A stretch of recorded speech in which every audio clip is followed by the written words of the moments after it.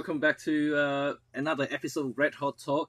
And first of all, I would like to say something about the audio that I have. I still have some problem. So at the moment that you may hear that my voice sounds a bit tinny because I'm actually using my phone as microphone for this particular episode here. And so I have to apologize, and I seems not to be able to resolve.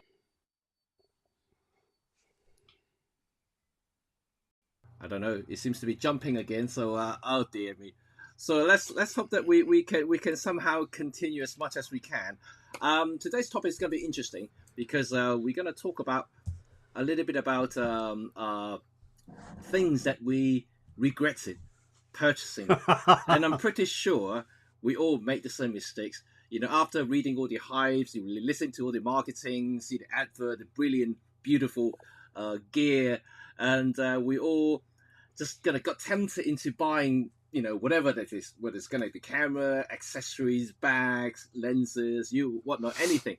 So we're going to share a list of stuff that we purchased before and felt regret afterward. I'm pretty sure you have a list as well. So like, if you can share yours as well, that's been quite interesting because I would like to hear about your experience as well. But let's start.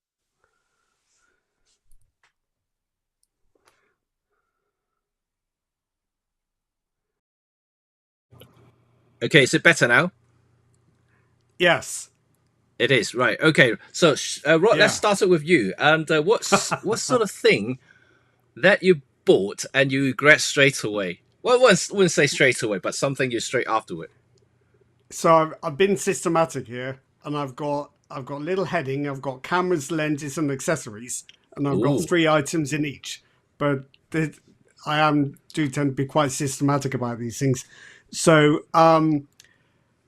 cameras, a couple of these might not surprise you, one of which I've not talked about before. So number one, I didn't actually buy it, I won it, but I hope that counts because I did own it. I've mentioned it before, the Canon EOS M100. So here's a camera that ought to be quite good, but is actually just horrible to handle and use. The M100 is not the very first one. It's not the very first one. No, it's not first one at all, but it was the entry level one about 3 or 4 years into the range. So it's just I don't have it because I got rid of it. It's just like a little boxy camera, really very small, quite attractive to look at, and it came with what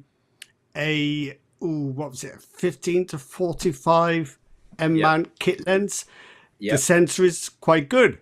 The lens is all right, but it's just a horrible camera to hold. It didn't even have a mode dial. So this is what upset me about it. Canon, for all the wonderful cameras that Canon makes, sometimes it surprises us by how cheap they'll go, or how cheap it will go. So the EOS M100 was one example. It's just they went so down market. It's just not very nice. Does anyone remember the Canon EOS 4000D? It wasn't around for very long. So this was Canon's attempt to produce its like most budget-friendly, cheapest APS-C DSLR ever. And at the launch, I'm really rather pleased that they even saved money by only using one paint color for the buttons instead of their usual 2. So clearly they're having a bit of fun with how much they'd cut the cost. But really, when it came down to it, it's just a nasty, nasty camera.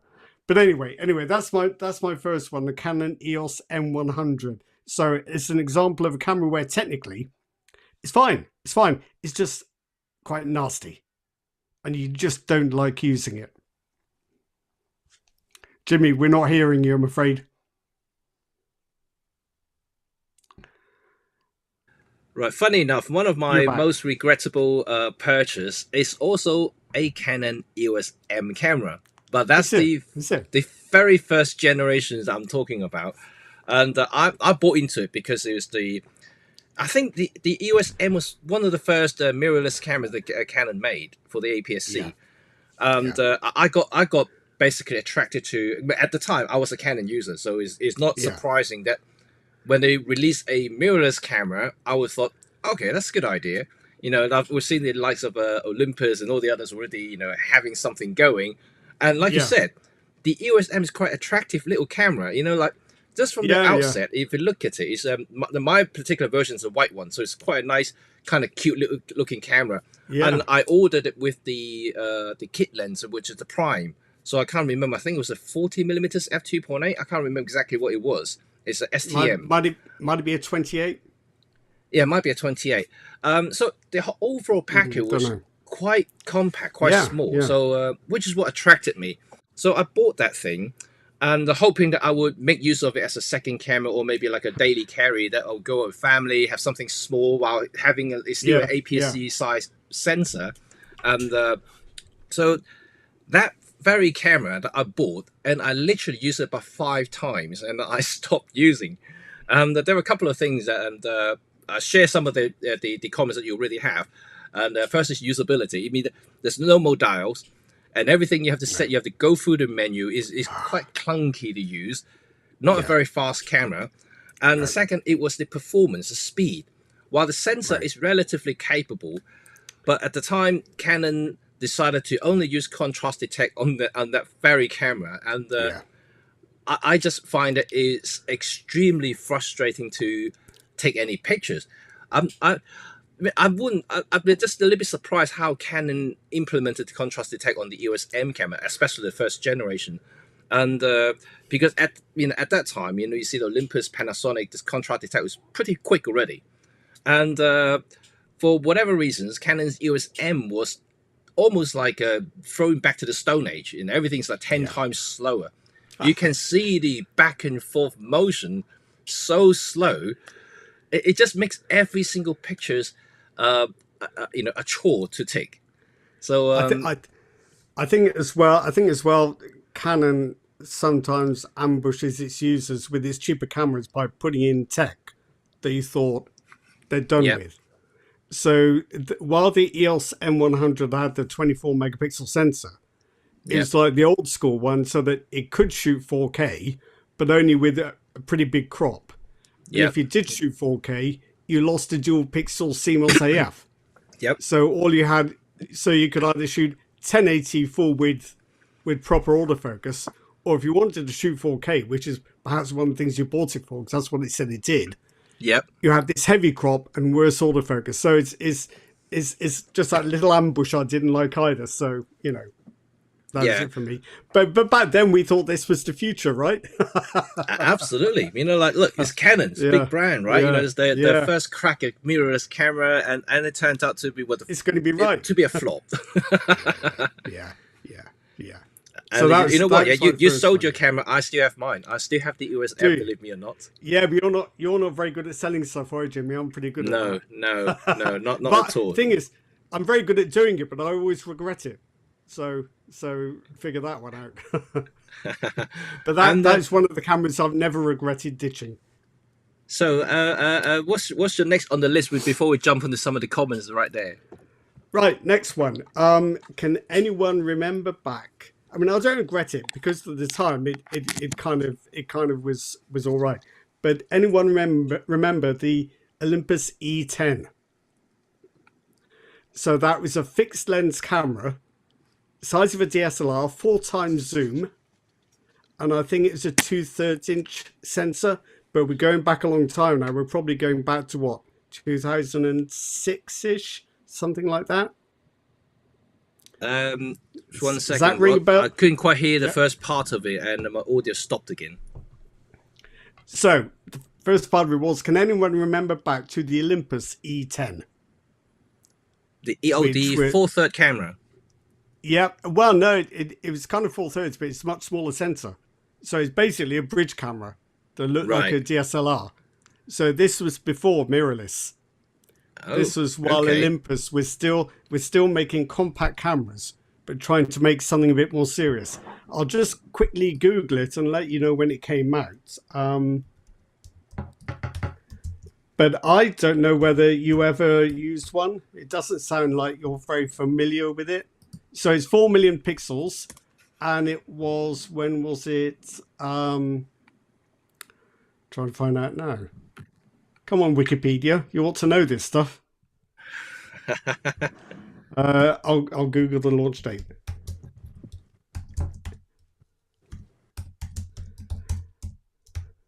But imagine an EM1, an Yeah, OM1 yeah, with the 12 to 100 on it, and that's about the size of the E10. My word, it's older than I thought. It's 2000. yeah. So 2000, that's so 24 years ago. I know, I know. So it was okay for the time. It's before DSLRs and bigger sensors hit the market. So we thought, well, I thought this is pretty cool. Yeah, But the sad fact was that it had too many issues which would just be intolerable today. The worst one was it used 4 AA batteries, and this was at a time when everyone had NI M8 rechargeables, which don't have any storage life at all, and yeah, just fold up without any notice. You didn't have things like Eneloop batteries, which could hold their charge and go for longer.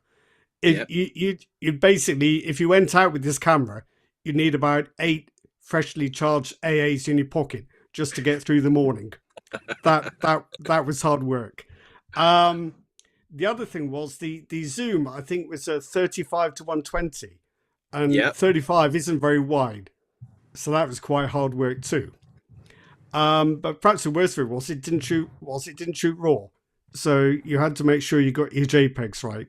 I mean, I know it's in 2000, but even then, I thought, this is quite a lot to put up with. So there's that. Yeah, and I remember one So of those I've early. been an Olympus user for 24 years. Look, how amazing! Wow, Sorry, you're go definitely on. way longer than I did. You know, I knew about Olympus because my dad used the Olympus OM1 film cameras back in the 70s Right. and Yeah. 80s.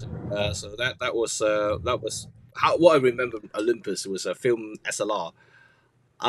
Just to go into the what's some of the comments here as well. Let's start the conversation going. And David, the biggest regret was purchasing the Leica M8. The IR problem with the fatal flaw, and you needed to use the IR filter. Uh, Plus, oh, I remember that you had to put a yeah. infrared filter for in front of the lens to shoot everything. I think Leica was lucky to get through those early digital rangefinder days And they also had with the any kind of corrosion problem. reputation. They also have a corrosion problem with the sensors, Yeah. right? As well, Yeah. quite many of them had to be replaced, and the Leica has finally put a stop to replacing sensor, and I Yeah. think 2 3 years ago, and so now if you want to do it, it will cost you, and before you don't have to, as long as you identify that there's a corrosion in the sensor, they would replace the sensor for you for free because it was their fault in the first place. Yeah, it was quite a problem for the M8, Yeah. especially if you got multiple Leica lenses because they're not all using the same size filters. So that means you have to buy a set of IR filters for each of your lenses, and that could be quite costly. Because IR filters Yeah. are not particularly cheap. They're not like UV filter that you can pick up for a few pounds. No, I think Leica was very lucky to get through those years. Now I think they've come out the other side very well with things like the M10 and the M11. But those Yeah. early ones, they were just trouble. They were lucky that the user stuck with it. Mind you, I do think a lot of Leicas were bought to put in a cupboard. Well, controversial, but Okay. Well, talking about Leica, and my one of my most regrettable purchase is also a Leica, and not film Leica cameras is actually digital. Well, the reason I want to say this is that don't get me wrong, I still like Leica gear, but like from my personal perspective, from a professional standpoint, I just don't think they're worth the money, the price tag that they're showcasing for everybody. Okay, fine, they're a handcrafted camera, whatnot, and hand checked in Germany, high build quality, using like exotic materials like brass, whatever, anything you can imagine, the most expensive stuff you can put in a camera. But essentially, it's still a very primitive camera to me, and the design hasn't really changed since the 1956, and I just don't think this day and age when technology is dominating everything, and like for like speed, and features and all sorts of things you consider, I think they are a little bit overpriced in my opinion. I know there's brand value there, but it's just like you're putting a Leica battery on a Mini, and can you sell the Mini for 10 times the price? And I just don't think it kind of makes sense. And even if you use gold wheels, whatever, just put everything, just dress it all up into something more premium.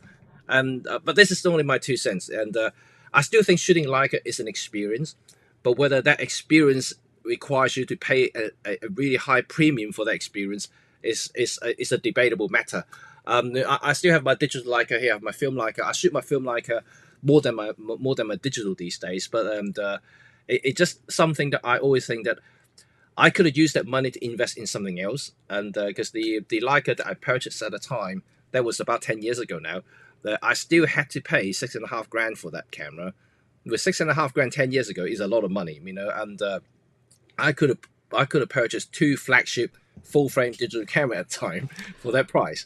And I haven't even talked about lenses, because Leica lenses are, they keep bumping up the price every year, and now like even a 50mm Summilux will set you back almost $4,000.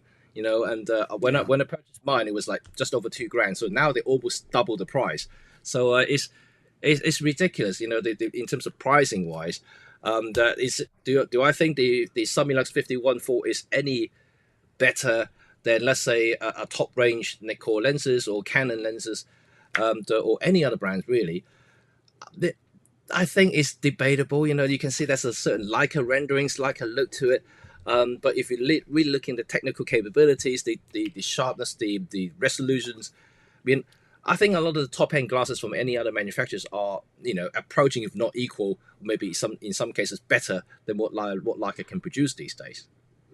But if we're saying things are actually duds for very particular reasons, is it fair to include Leica just for bad value or cost? Because I don't know. I think the thing with Leicas is, what they are and what they do. Yeah. And if you get one anyway, it's probably because you want that. I don't think there's any kind of sting in the tail, apart from just that they are actually quite difficult to use, and you may not realise. But if you used them before, you know what you're getting. Yeah, And, but absolutely, like I said, because I started with film Leica camera, so I know how it works. It's quite fluid to me to use a rangefinder camera to shoot. And but like I said, would I trade, $6-7 of my own hard-earned money to buy a digital body, which I know will depreciate in 2 years' time, because as soon as a new model comes out, the old model is going to cut in half in price. It's not like a film camera. It's somehow retaining the value a lot better than a digital model. And do you recall on how the earlier digital Leicas, to change the battery and the memory card, you had to take the base plate off as if you were changing a film? My one is like that. You have to do that. Yeah. I mean, there's traditional and there's. So like you have to basically just like the film camera, you have to take off the whole base. Take out the whole thing to take the battery and the memory card out. Is that where the USB port is as well? There is a USB port, yes, and but the USB port is for data, for updating firmware, so nothing to do with transfer or anything like that. Which is is it not? Oh, no, okay. Right. So this is exactly what I'm saying. A lot of the things it doesn't quite make sense to me at the time. They have to give them credit. They are a lot better now, and certainly when it comes to reliability, which is another issue I haven't talked about, and the fluidity of using the menus being streamlined, so it's a lot easier to follow nowadays. But the early days of Leica, including the version I have, the reliability is a big problem to me. And excuse me, I think I've done a review on this particular model here. I did talk about reliability because it crashed on me multiple times when I'm actually shooting a commercial project. So I had to take the battery out to reset the camera and put it back in and restart it again. So it's an interruptions, and it's definitely not something a pro would like to see, especially when you are working. And so it's something that I think I would have spent that 6.5 grand on a much better use. Put it on like a holiday, even just probably better than buying a camera that is not reliable to start with, and also is technically not advanced enough for me to justify the price. No, no. I think that's a very particular kind of price justification, isn't it, as well? So it's not necessarily a dud in itself. It's just that it's too expensive. Yeah. And I have John here. John has a little comment here as well. And my biggest regret was having my very early film era OM1 converted to use a motor drive and had a low 5-digit serial number digitally. I've only had one regret. Polaroid. Is that Polaroid Volvian point and shoot? Foveon. Polaroid Foveon? I didn't know there was such a thing. No. It's is it like a typo, or actually you talk about three things here: Polaroid, Foveon cameras, and point and shoot cameras? I'm not entirely sure. Right. But I can kind of get what you mean about this motor drive, and well, it's debatable though. People like the automations, like auto, winding mechanism back in the early days. And have you ever used a motor drive on the old SLRs, Rod? I haven't, because I didn't do that kind of photography, and I was always acutely aware of just how much it's going to cost in film. So I mean, I think at the time that was something you did as a professional, getting paid proper commissions, where you could shoot that much film, but as an amateur, you're going to be just out of pocket. You're not going to do it, I don't think. For all the youngsters who might be listening right now, and youngsters, the days when we used to shoot film, like imagine a roll of film at maximum you can get about 36, 38 exposures per frame. But you could get the bulk film holders, couldn't you? Oh, they're like a magazine, yeah. So you could get those as well. But imagine the size. Imagine the size of that setup. You're having that roll coming out. It can be quite ridiculous. But yeah, it wasn't easy back in the days when we're shooting films. And if you're shooting with a high speed, even in the as late as I would say the early 90s, when we have automatic SLR like the Canon and the Nikon F5 and F6 and the EOS 1 series, and their motor drives are getting quite quick. They were about like 10 frames per second or 12 seconds. And at the time, imagine that they're shooting 12 frames per second. Your roll can do 36, so you run out in about 3 seconds. So it is not an easy thing to actually trying to do any sort of continuous shooting back in the old days. So you really have to control yourself, making sure the moment that you want to capture is that moment. Otherwise, you're not going to get it, because you're either missing the shot because you just run out of film, or simply you just shooting too early or too late. You're missing everything completely. Not like these days. We keep talking about buffer sizes when we can shoot 200, 300 frames full size raw in the buffer before you're starting to slow down. But you can still continue if you really want to. So back in the film days, there was a lot of technical limitations that would sorry everyone, sorry Amazon. That's all right. Lots of fast shootings back in the film days.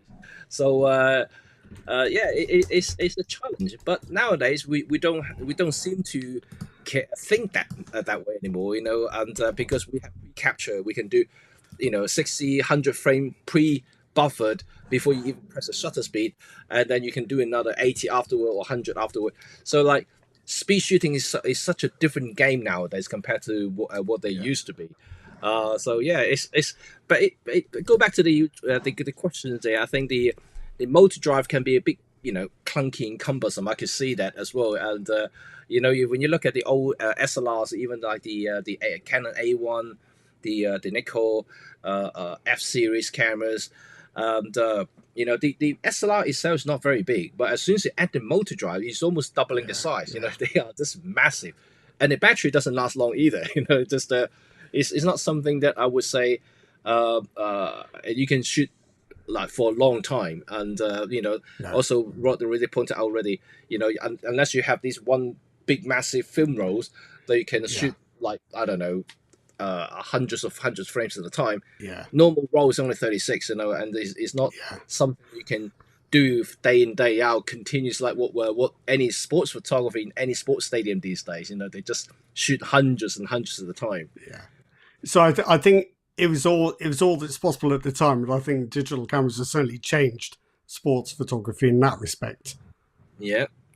And something's interesting now. Carl actually said, "I biggest regret is a Peak Design camera strap. Never used one. I wonder. I've got several. I think they're great. So it's, you know." Is that the one that with the clip that you can change quite quickly? Yes, it is. Yeah, the slide mechanism. Yeah. Yeah, I think they're a pretty good idea, and but that's only personal. Yeah, Carl, if you elaborate a little bit, why didn't you like it? I just would like to hear from you. That would be interesting to hear, and maybe people will maybe agree with you, and they might find it a bit annoying to use, because camera strap can be a different kind of beast altogether, because it's quite personal in a way. Many photographers prefer a slightly different strap. You know, some are like this neoprene, really thick, kind of spongy material when they kind of like feel very comfortable.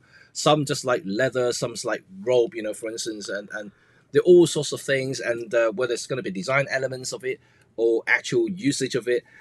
Me personally, I like comfort, so like I tend to use something that that you know feel all right around my neck than anything else. I mean, I could.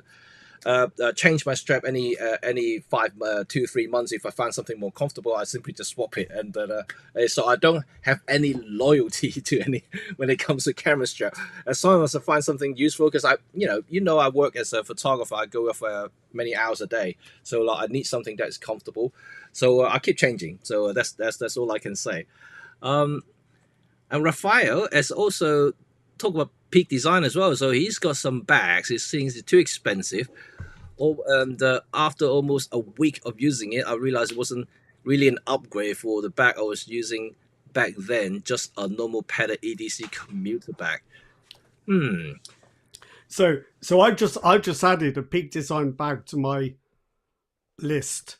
Yep. So the one I've used is the Everyday Messenger 13-inch one.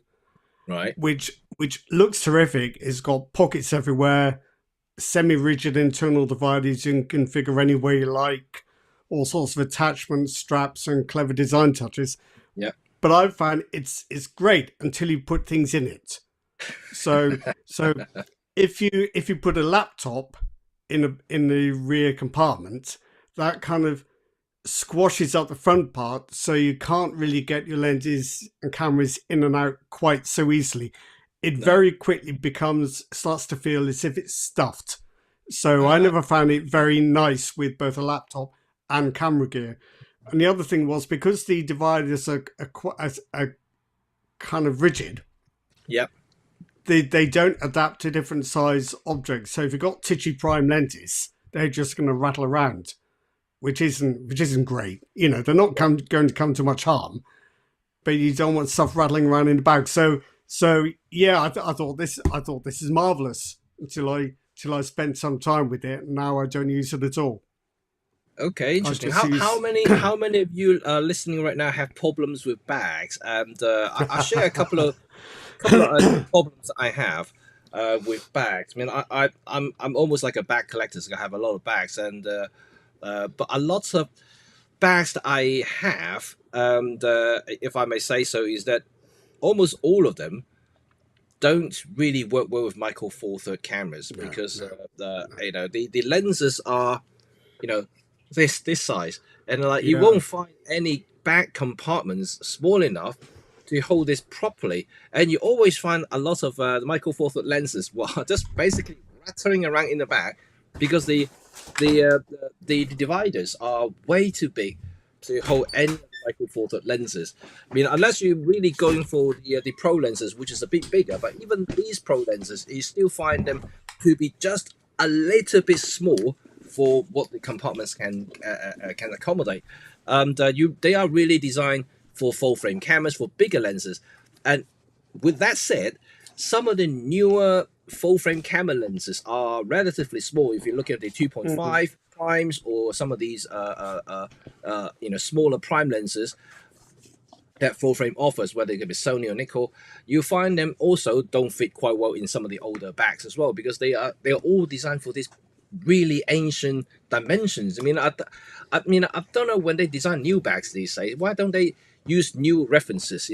I think they're still stuck with the older references, like looking at the old SLR dimensions. And I know there are still people using SLR, but the thing is, they really should maybe considering two lines, one specifically for mirrorless users who have a smaller gear, smaller bodies and lenses, so then you can keep everything nice and small, or maybe fit more lenses if you really want to.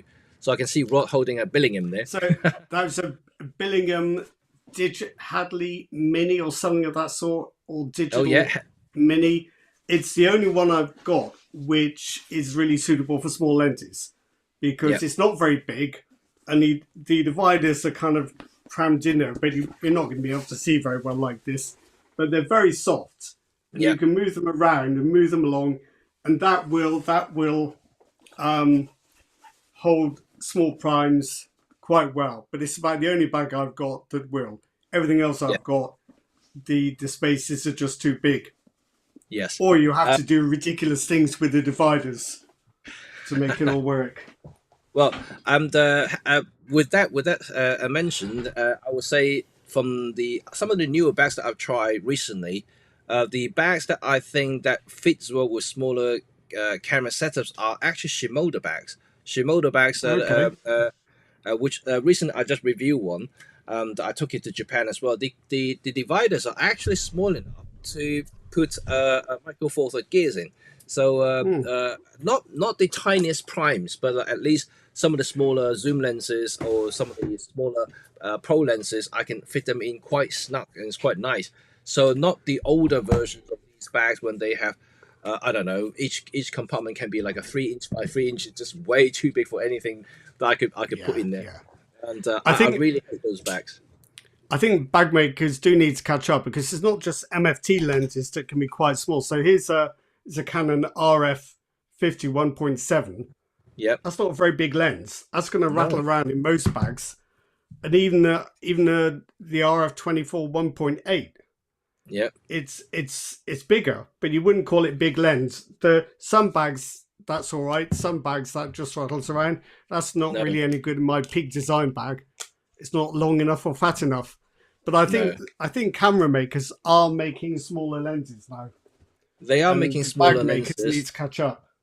They do, and I think if they really want to make something that one size fits all, which I don't think it happens anymore, and because now they're trying to cater for the old, like people who may still have SLRs, for instance, and DSLRs, and have DSLR lenses which are chunkier and bigger and fatter. For those are fine, but you can't really looking them as the same breed as the modern digital mirrorless users, because they are definitely smaller and thinner, and everything just more compact. So they either have to split the line now, having a line really just tailor for mirrorless users, and one still kind of be for the older generations of photographer when they have DSLR still, and those are fine. If you split it like that, at least something that we buy today will fit perfectly, and not like we have to kind of like trial and error, find the bags that we can fit everything in properly, and then you end up have to buy them and return them again because they just don't fit. Yeah. Okay, let's look at another camera that you may have on the list. Can I mention a camera? Yes, of course. Could be controversial. Yes. But it ties in. It ties in with a couple of the comments. So, I bought an X100V. Ooh. Not the 6, but the 5. I had it for about a year and probably used it twice. Yeah. And I was left thinking, when I bought it, I thought, this is amazing. Look at this. This is spectacular. I'm going to love this. And I didn't. I found 35mm is not really my focal length. I don't mind a 35mm lens if I can change it. But if that's all I've got, then every time I go out, I think that's not going to be wide enough, is it? The other thing I didn't like was the hybrid viewfinder. I mean, it sounds very clever, but I never used the optical finder. I don't. I think the idea was that it could be a bit like using a Leica, and you have bright line framing. You can see things outside the frame, and you can become a proper photojournalist and street photographer. But no, the EVF is just better. And then the other thing was that I don't know if they fixed this in the X100 6 because I've not been able to try one yet.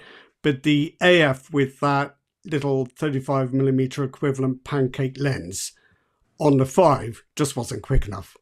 You buy a camera like that with the idea of doing street photography, well, forget it. If you could focus manually, do it that way, but the AF just wasn't snappy enough. So for those reasons, it looked wonderful and I just didn't use it. But I see other people have made other remarks, so I think I'm going to go back up the list. I think JMT remarked about the XF, not the XF, the X. Is it X10? I think it's talking about the XF10, the compact XF10. Camera. That's right. Yeah, I liked it. I liked it at the time, but that had the same issue, only worse. The AF, it looks like a street camera. You think it's going to be perfect. It's small enough to go in your pocket. It's an APS-C camera you can put in your pocket. It's a lot like the Ricoh GR. Yeah. But it was cheaper. But the AF was just too slow. It's true. I liked it. I wanted everyone else to like it at the time. But with hindsight, no. It's just not quick enough. And then somebody else I see has mentioned the XE4. Yep, Mark Hassler talked about XE4. Yep. The XE4, yeah, I had that for a while reviewing it. And I would agree. I can see why. So I did like the XE3 before, but that had a little bit of a grip for your fingers and a few more controls.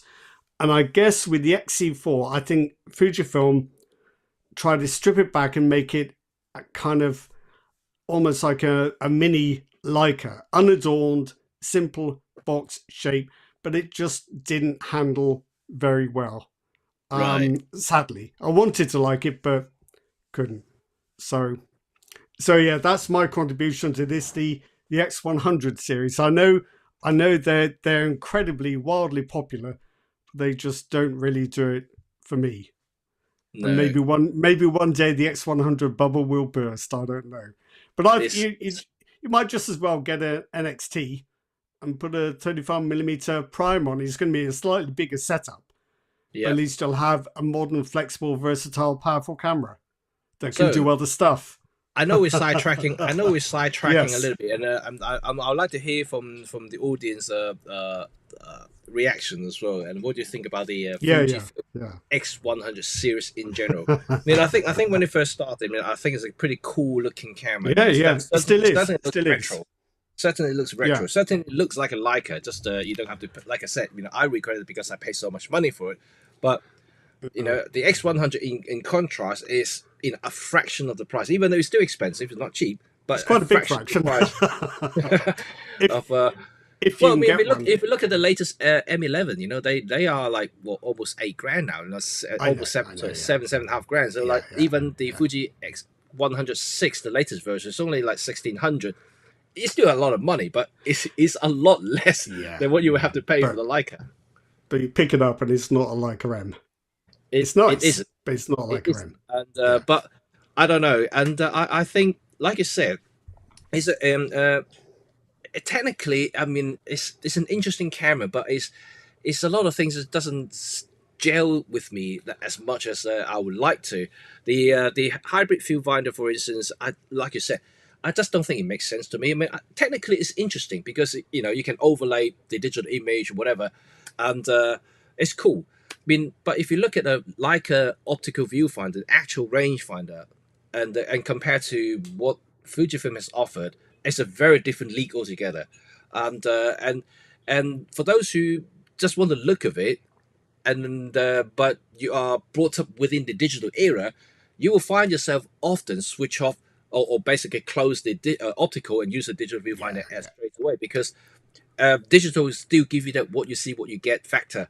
That means that not only you can look at the exposures, but also you won't get the parallax effect that you will have in rangefinders, which many may not actually understand. And when you're shooting something in the distance, like let's say, I don't know, 30 meters away, you won't have that because the parallax angle is so minor that you can basically neglect it. Yeah, When you start forget it. Yeah. something very close, and that's when you have a problem. When you point everything in the center of the optical viewfinder, you'll find everything's offset in the actual photo because of the parallax error. And this is something that Leica has fixed it. And I know that, well, not quite fixed it, but you still have to adapt to it depending on what lenses you have. I think left and I think right. the framing in a viewfinder is a little tighter than what sensor captures. Is that right? When you're really Yes. close. Yes, it is. Yes. So you don't lose anything, but there's more of the image than you expected. So you may have to considering cropping your images like at the end, because something just a little bit offset, and something you just have to get used to it. And over time, you will learn to adapt to it and adjust yourself when you frame your photo. But that same thing will happen to Fujifilm's rangefinder style cameras, and I know digitally they have that frame windows that moves in and out just to correct that little bit of parallax, but I don't think it's that efficient. It was never efficient anyway. I just feel those digital overlays for the X100 are just unnecessary complication. They're gadgets. I never used them. Who's got time to figure out what overlay you want for a particular? That's the word.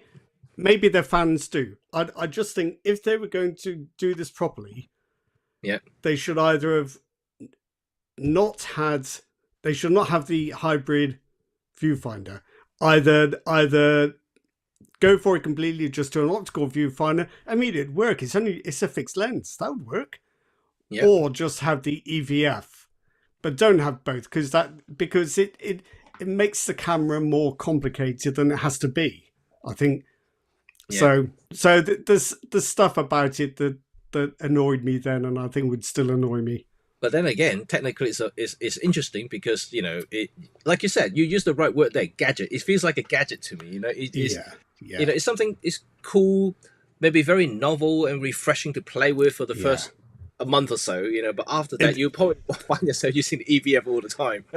It'll be all over YouTube for a few weeks, and then you'll figure out that it's just annoying, and you switch it off.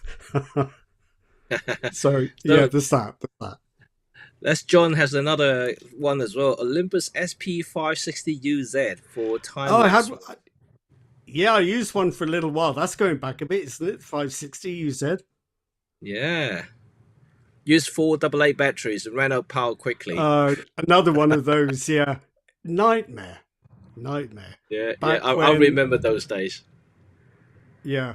When battery tech wasn't very good either. It's a lot better now, but it wasn't very good then. Yeah.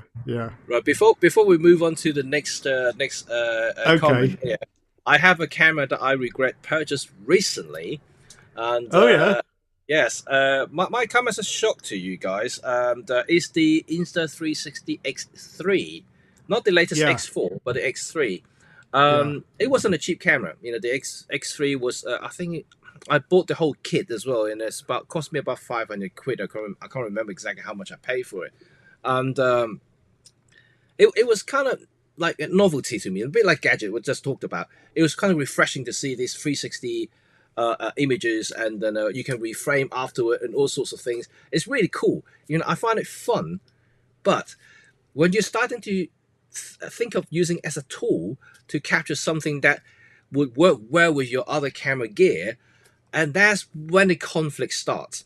I shoot most of my stuff in 4K, and majority of them are in pretty high quality, and that's the conflicting issues there. The X3 just could never ever match well with any of the things that I have without having some heavy processing. And by means of heavy processing, I need to actually upscale and reprocess the photo using Topaz Video AI to improve the quality. Because the X3, if you do it as a normal video, you'll find that the images are relatively soft. The only time you see okay images is round about bright daylight in noon. Like anything like starting to dim when it's overcast. Things starting to go a little bit from bad to worse. The dimmer it is, the worse it gets. It's just so noisy. The images are really really blurred, and especially the edges is almost unusable.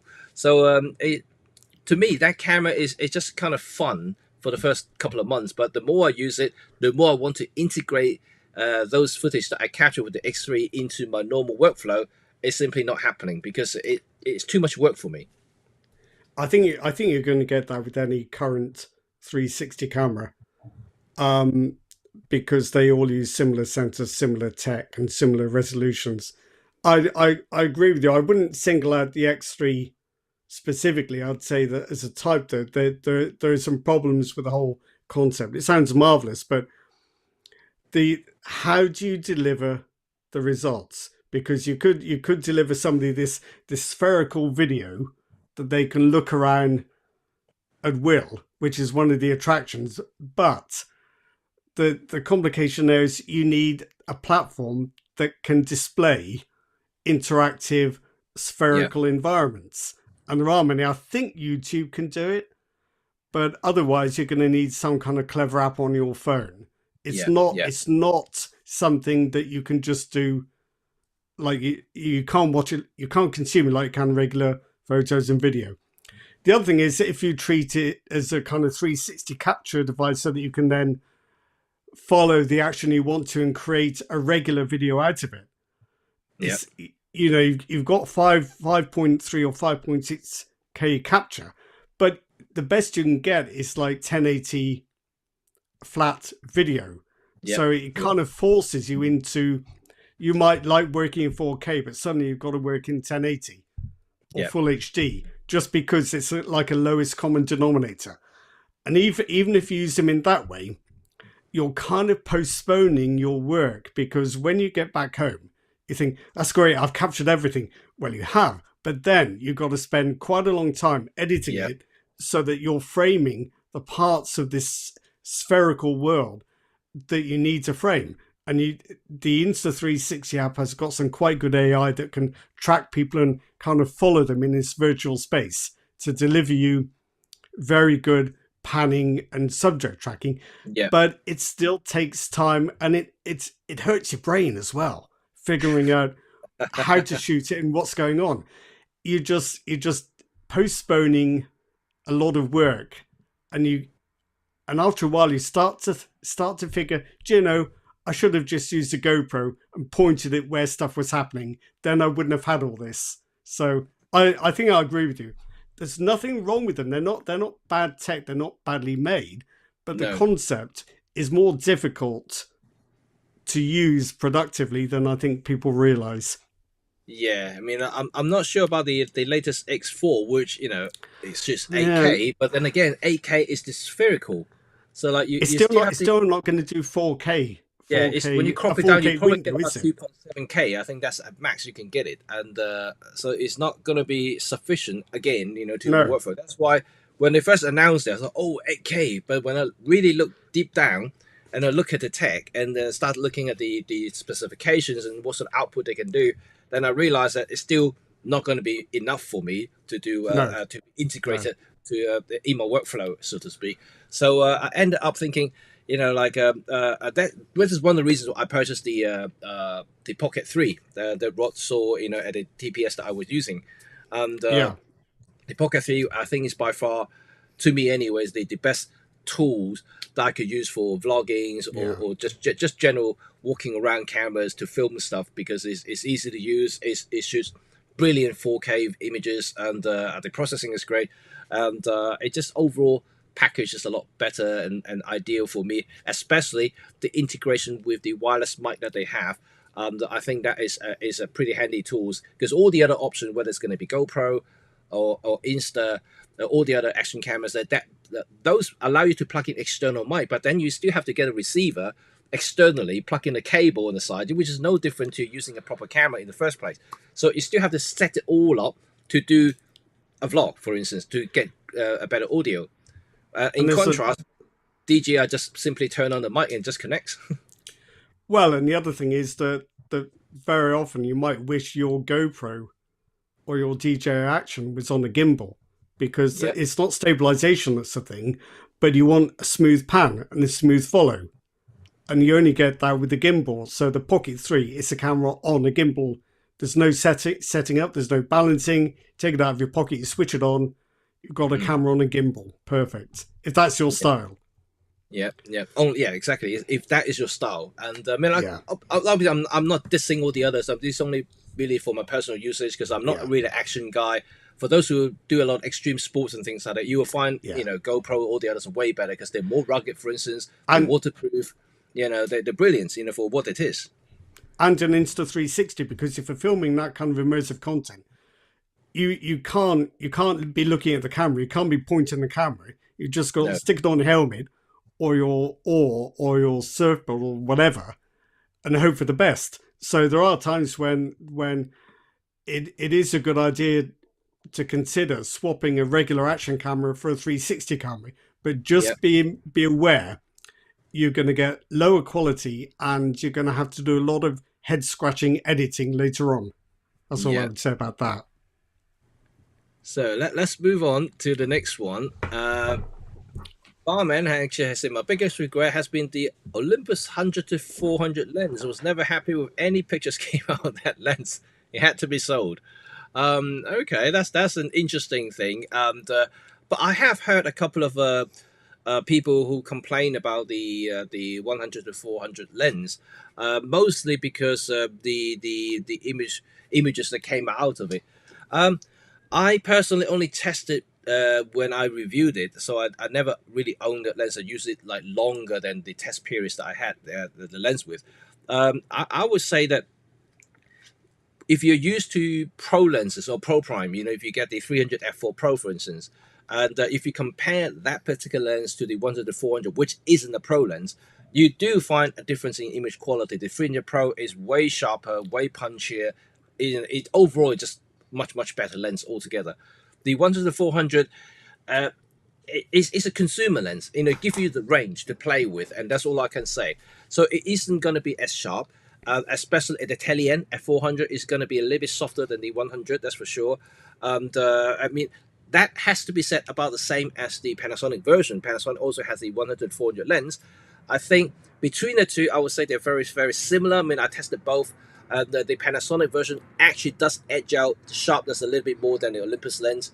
But apart from that, I think they're pretty the same. If you're thinking about the 100 to 400 range, so you only get two options for Micro Four Third. Either going to be Panasonic or Olympus. So if you're not too happy about the Olympus version, you probably unlikely you're going to like the Panasonic version either, because they are relatively the same. And when it comes to sharpness and image quality, but like I said, Panasonic maybe just a little bit better. However, I do see some nice images coming up from that lens from some other users who posted on online forums and things like that. They shot really sharp birds and things. So I'm not entirely sure. Sometimes it could be the copy. I'm not saying anything because I only tested one lens and that's all I had. And so a pinch of salt, perhaps. I'm not entirely sure. However, having said that, the latest, I know people may be debatable, maybe a bit of hot topics here. The latest 150 to 6. No, what was the latest one? The I can't remember, the 100 for 600. The new one.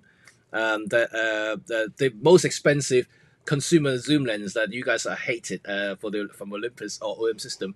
That lens is actually very sharp, and but compared to the 100 to 400, although you pay the price for it, but if you looking at the image quality wise, and that lens is quite a bit sharper than the 100 to 400. So that's all I can say. If you like a big zoom lens for the Micro Four Third. I think this is one of the biggest disappointments for enthusiasts. That consumer telephotos are almost always very weak at the long end of the zoom range, which is probably the very thing you bought them for. And that is always a disappointment with kind of low to mid-range telephotos. You just don't get the quality you might hope for at the longest focal lengths.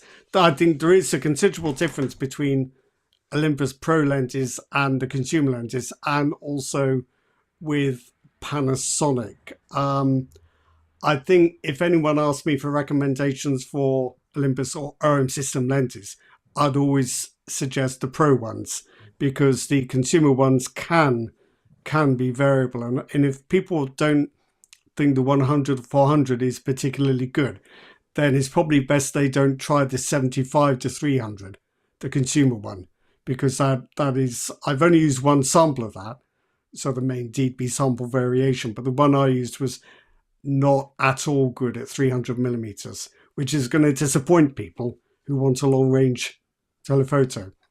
I think with telephotos, sadly, you have to spend the money. Yeah. It can be painful. You have Well, to be sure you want. Same thing can be said about the large aperture lenses. You know, there are lots of large aperture lenses these days, especially coming out from China.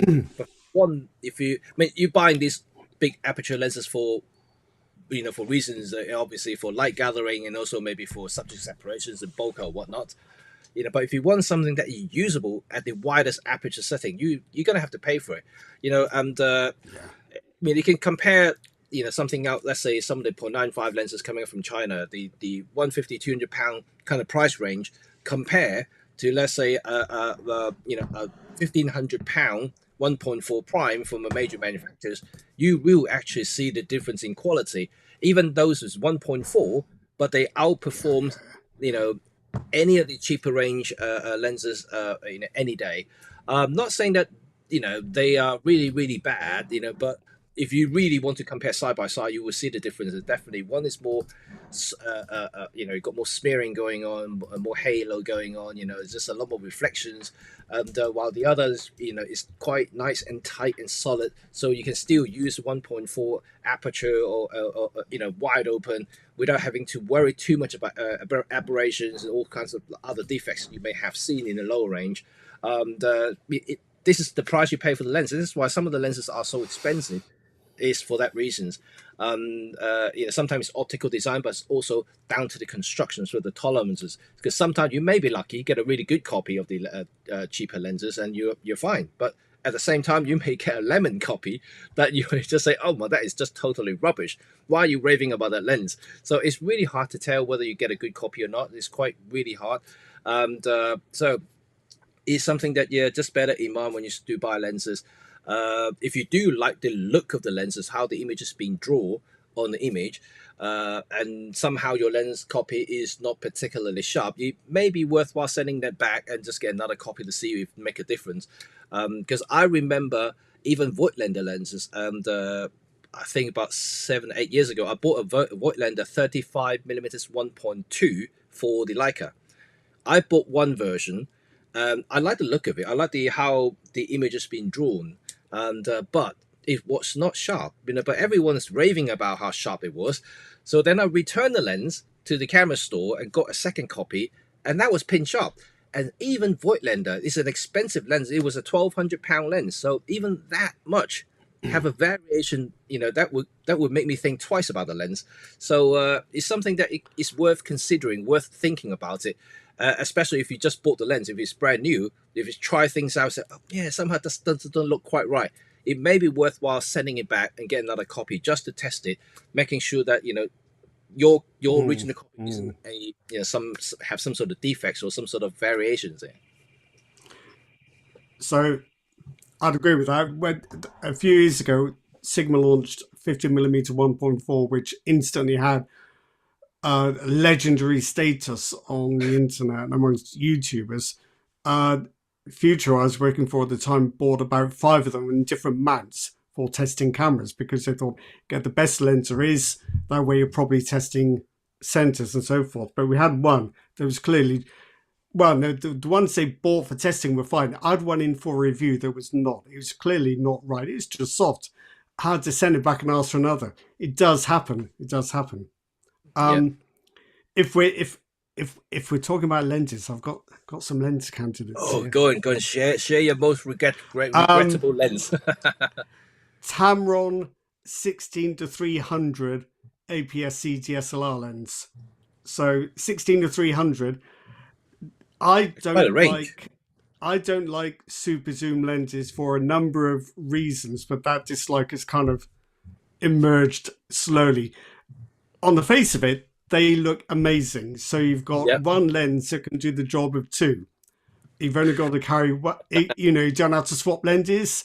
You just Yep. carry around one camera and one lens. I had a very particular problem with the Tamron in that it broke and they couldn't fix it. So there was that. The AF didn't work properly, but beyond that, it had the issue that I've always experienced with super zoom lenses, that the quality past about the halfway point in the zoom range starts to go quite quickly, so that I had a 16 to 300 millimeter lens. I didn't really like using past 150 because I know it's just going to get softer and softer and softer. And I think that has changed with mirrorless super zoom lenses. I've tried a couple which are much better. So possibly the mirrorless revolution and the increased size of lens mounts and a shorter flange distance has kind of led to improved optical performance. But in DSLR days, I didn't test a single super zoom lens that was really good enough, I don't think, across its full zoom range. And the other issue I have with them is that you think, oh, I've only got to carry one lens. Yes, but it's an absolute whopper. So you're kind of committing yourself to carrying around this dirty great lens when really half the shots you take could have been on the kit lens, you know. So it's the other side of the coin. You've only got one lens, but it's a big one. Yeah. So I don't like them as a type. No. How many of you have bad experiences with something like what Rod experienced? Well, it's just personal preference, isn't it? I don't particularly. It is. It occurred to me. I was just dragging around this big old lens that I didn't trust and didn't like, just because of its zoom range. Yeah. I have since tried a Canon RF 24 to 240, and I think there's been a shift in lens design. So the lens makers have stopped trying to correct distortion optically, because you can do it digitally. And in some ways, I think that's actually improved the optical performance, because they've no longer got to compromise on the design to fix distortion. Yeah. And that's led to kind of, I think, better quality across the zoom range. That's only my impression. But I've got a feeling that's the case. Yeah. It's an interesting point you just raised there. I know it's side tracking a little bit. I recently received a comment from a user after my review for the Megadep, I think it's E to Z adapter. So you mount Sony E mount to Sony Nikon Z cameras. And it's a wonderful adapter. So you can basically adapt any Sony E mount full frame lenses to any Nikon Z camera with Z mount, basically. So APS-C or full frame. The comment came in just to say that, oh, I really hated that adapter because all the Sony images looks horrible on the Nikon camera. So there's too much distortion. That's the point. The distortion. You know why? Because Nikon camera won't have Sony lens profile. So when you adapt these lenses onto the Nikon camera, it was basically strip out all the lens profile corrections. All the distortion, everything will be showing in full force in front of you. So you have to do the correction in post, not actually in camera. When you shoot with a Sony camera, everything's corrected for you, so you won't see any of those stuff. And so this is exactly what Rod just pointed out. A lot of the modern lenses are not corrected, not optically corrected. They are digitally corrected in camera when they have the lens profile. And I did suggest that, if you are using Adobe Lightroom, there are some profiles actually built into Lightroom that can correct distortion. The majority of the Sony lenses will have that profile. Will have the profiles in Lightroom anyway, so you can actually just basically select the lens and it will correct it for you. But yeah, it's interesting that they mentioned it, because a lot of people just don't realize that lenses these days are not optically corrected.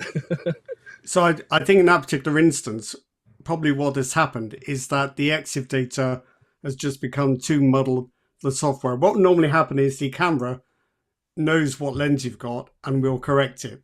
But if you go through an adapter, I don't know whether all the EXIF shooting information was transferred. But if it's a Sony, I think Lightroom will still.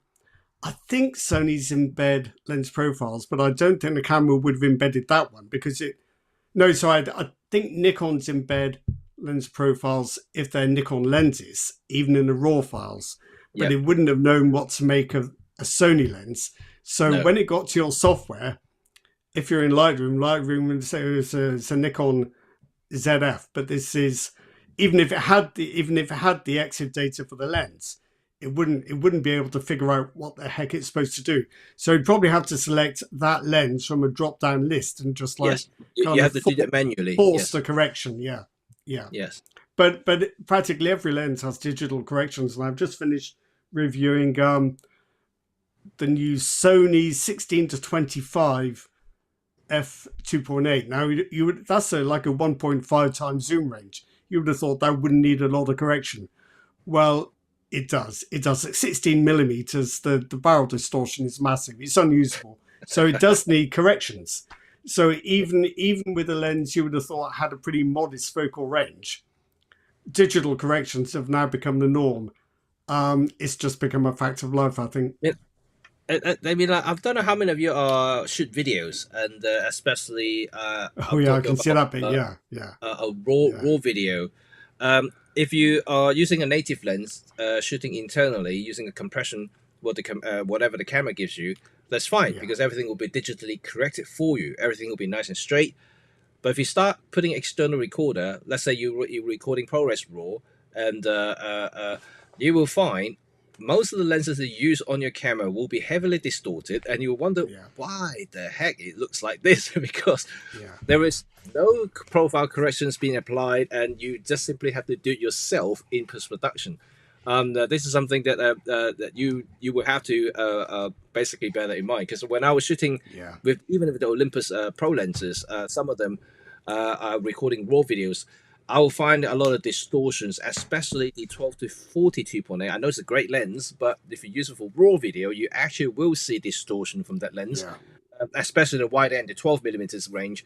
You will see a lot of barrel distortion that you will have to correct it in post and manually.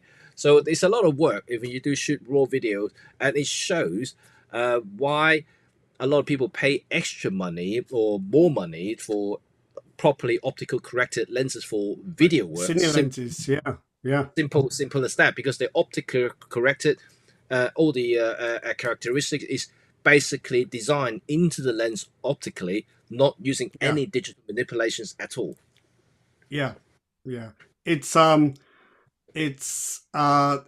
true that even with Olympus lenses, I don't know about the primes, but certainly the zooms, they are heavily corrected. But what I think Olympus has always done, and Panasonic, is that the correction information is embedded even in the raw files, so that any sensible raw processing software, even if it doesn't have a matching profile, can just use the profile embedded in a raw file. So you tend never to see the inherent uncorrected distortion from MFT lenses, but it is there. And I think if you shoot raw, you're going to see it. You're going to see it. Raw video, that is raw video. Raw stills, no, but raw video for sure. And I think what you picked out there, Jim, is a bit of a time bomb, because I think as cameras get more and more powerful, people are going to experiment more and more with raw video codecs, and they're going to think, what the hell has happened to my lens? So I don't know. I think the only wise way to proceed, if you're using a zoom at least, is to, you're gonna have to forget about raw and just try and pick a low compression codec, maybe Apple ProRes if your camera supports it, or 10-bit if you can, and just make do with that. It's totally fine shooting internal these days, and because even for a lot of the pay jobs that I have, I mean, I don't need to go raw videos because it's just not the same league. You know, you talk about raw video, you are talk about quite high-end productions, because storage, processings, and all the others can be quite significant. Very time consuming.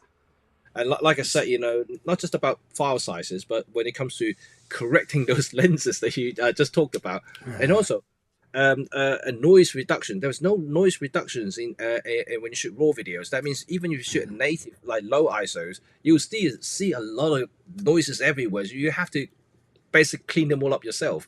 And so it's not as easy as you may think. It sounds glorious. Oh, I shoot raw video. when it's when you start shooting it, it's a very different story.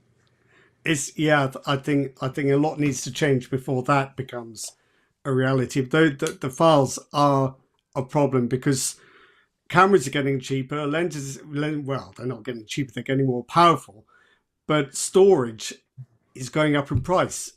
You know, a Yeah, few years ago, every year you could get twice as much storage for half the money. That yeah, stopped 3 or 4 or 5 years ago, and storage now is probably as expensive as ever it was. Um, and even if you shoot Apple ProRes, those are big files. yeah. Um, so there are a lot of practical things to overcome before raw video becomes a thing, and lens distortion is going to be one of them. But I think this is why that's why cinema lenses are doing quite well, because they're aimed at quite a high level, high production level, high level audience. But They are, but and they do the job those users need. they are that Where absolutely. And, I mean, cheaper I lenses think that won't. the China has done well with the cine lenses range, and certainly don't have Yeah, to pay a yeah, fortune compared to what you normally encounter for like really high end studio cameras. And you can easily afford a set of cine lenses from China. Let's say 3,000-4,000 pounds a set. It's not, it's expensive, of course, but when you compare to what you normally pay for like 50,000-60,000 pound a set, that's a yeah, very very yeah, different story. So yeah. yeah, it's still not as sharp as the high end stuff, but it's still relatively better because they're optically corrected. There's no distortions, there's no focus breathing. Everything is nice, and you can mount it on follow focus. You can rig it up, all kinds of things you can do with those lenses. So it's, to me, and they're quite value for money. And if you don't mind manual focus, I think they're actually quite good photographic lenses as well because of the lack of distortions. While I've got you, focus breathing. I know you don't like focus breathing, Yep. so this is where the apparent size of an object appears to change as you focus in and out.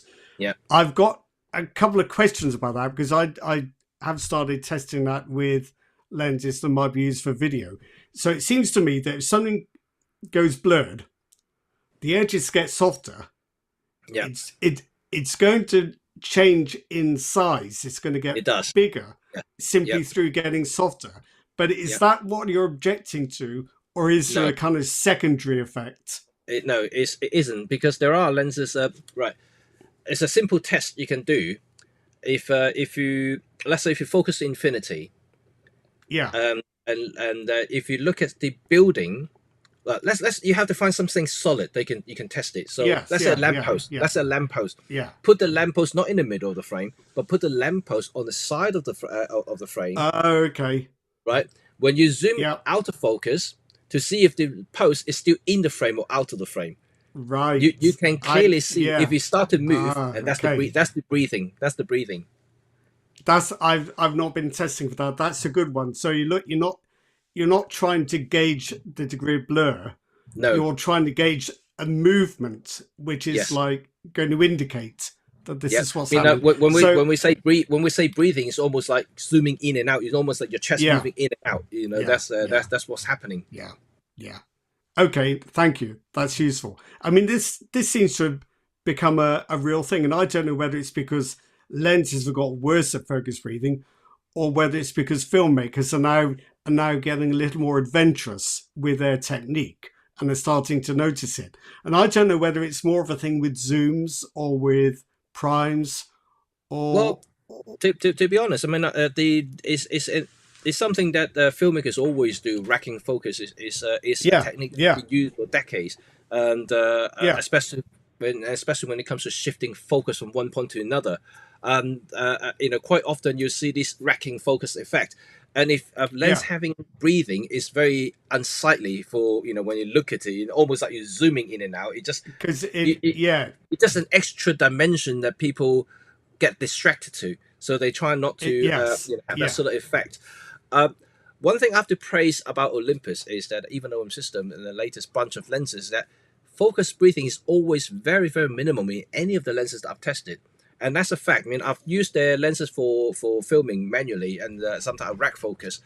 I very rarely see breathing in any Olympus lenses. And these are something you can't digitally, well, you can actually digitally correct. I think Well, Sony has a profile that I can do guess you that. can, but Yeah, Sony's solution, it seems to me like a complex technical solution to a it's problem you shouldn't cropping. really Basically, have. it It is, basically yeah, cropping yeah, it. Yeah, yeah, it's cropping, yeah, digitally cropping. So you do lose some yeah. pixels by doing that. And but Olympus seems their lenses are quite well managed in terms of breathing issues. Same thing can be said with other lenses I've tested. But so far, I think that as a lens maker, as a manufacturer, I think Olympus has been quite consistent when it comes to focus breathing, even though they are not known for video usage and or being a video camera No. company. But their So lenses are actually pretty good with it. I'm glad I asked because I got a bunch of catching up with a bunch of Panasonic Lumix S lenses and I've got an S5 2X here to test them with, and Yeah, Panasonic's very big on focus breathing, saying the minimal focus breathing with these lenses. So I have been looking for a way to check that's yeah, actually true. So now I yeah. have one. Thank you, thank you. And Terry actually just saying the digital correction in camera plus smaller, less cost lenses. They are cost saving. I think so. I think the lenses are actually improved. They take one type of correction out of the optical construction. I think that has made the rest of the optical corrections probably Yeah, easier and cheaper to do. yeah, absolutely. And Mark Hassler just just so funny. Sorry about that. Yeah, Still got a little bit yeah. of cold going, and they used to give up making cameras. I don't know how many of you actually, even though I know it's not quite about the most regrettable cameras. In fact, I think Pen is probably one of the most desirable cameras for any Michael Four Third user still, and I think I think OM system should make a Pen too. You know, that's my Well, opinion. I think they I'm should. I'm going to come out with it now. I think for me, the pen is Olympus. I don't think the OM series is coming off the Mm. fence there. I think Olympus's strength was always in the pen. Well, that's And what I they think, were known for since the original pen in the yeah, film days, right? You know, yeah, yeah. that's how But they got the name out. in today's market, this is the strength of the brand. I mean, Mm. you can go for the broader mirrorless market with things like the OM1 and the EM1 in its various incarnations, but they are going up against some pretty tough competition. I think the Pen series was always out on its own for class, compactness, and appeal. And I feel that it's the Pen system which gave or gives Olympus and the OM system its character and its reason for existing. You know, I think that the Pen F is a camera that perhaps maybe a little bit too early for people to really truly realize the beauty and the appeal of it. You know, you simply talked about earlier when you talked about X100, right? You know, you talk about how much Yeah, you think the hybrid viewfinder is completely, you know, I wouldn't say useless, but you know, just a little it's bit of a gap, excessive. I thought, yeah, excessive. gadgety. So Yeah, you yeah, should just either stick with a just an optical viewfinder or yeah, just an EVF. So Pen F was just an EVF. It's a yeah. rangefinder style camera, have an offset viewfinder, but it's an EVF. Even at the time, the resolution wasn't great. It's a little bit small for what it is, but it's the concept is already there. The build is impeccable. I think it's probably one of the best built Olympus cameras I've ever handled. And it's just a shame that it wasn't weather sealed. But apart from that, you know, even today, I mean, I still think it's a very capable camera. It's got a 20 megapixel sensor. It's still, you know, relatively current when it comes to resolutions. It may not have the hybrid focusing, but if you do point in point shooting, you know, under the hybrid is, you know, I mean the contrast detect is pretty fast. I think it's fine. It's fine. I think it's fine. I've got contrast detector on my EP7. It's fine. Really is. So, I don't use EP7 for following birds in flight at 120 frames a second. If I did, I'd probably think it's terrible. But I use it for just regular static, one shot at a time photography, and it's fine. It's Yeah, fine. and to be quite honest, you know, when I first got the very first EM5, it was contrast detect, and I looked online. I trying to find a way to do continuous focus accurately. not about frame rates, but accurately if I do continuous Yeah, focus. yeah. And it's a very simple setting you can do in the camera, and you basically fire when the focus is acquired. There's that Right. little setting that you Yes, can yeah, tick the yeah. box. When you tick that, you won't do 10. You won't have 10 frames per second. It will just click, or it will just basically capture the photo whenever the camera actually sees the focus. So So, you may only get about 3.5 frames per second at the end, but you do get sharp photos every single time. so generically on all cameras, in continuous shooting mode, you have a choice between focus priority and capture priority. In no, release priority, I should say. In release priority, it'll shoot at the maximum frame rate, and you just have the hope the focus can keep up. In focus priority mode, which is what you described, it won't release the shutter until focus is acquired. So you'll get a better hit rate, but a reduced frame rate.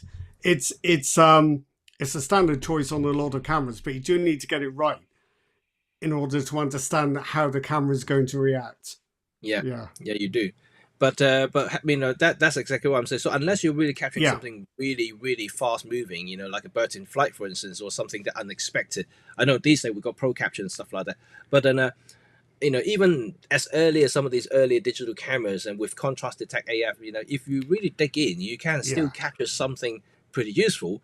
And I was capturing my kids running around, even though they were only about 2 at a time, so like they weren't running that fast. So like I was managed to capture some of the action shot with my relatively modest Yes, EM5 with contrast detect in continuous yes, AF. So yes. it's actually doable. I think these days the thing is that we are maybe overthinking ourselves a little bit too much. Oh, we definitely need this and we need that. Do There you will really need those? Yeah. there'll always be, for every one person on YouTube that says you don't need this, there'll be 1,000 that say you do.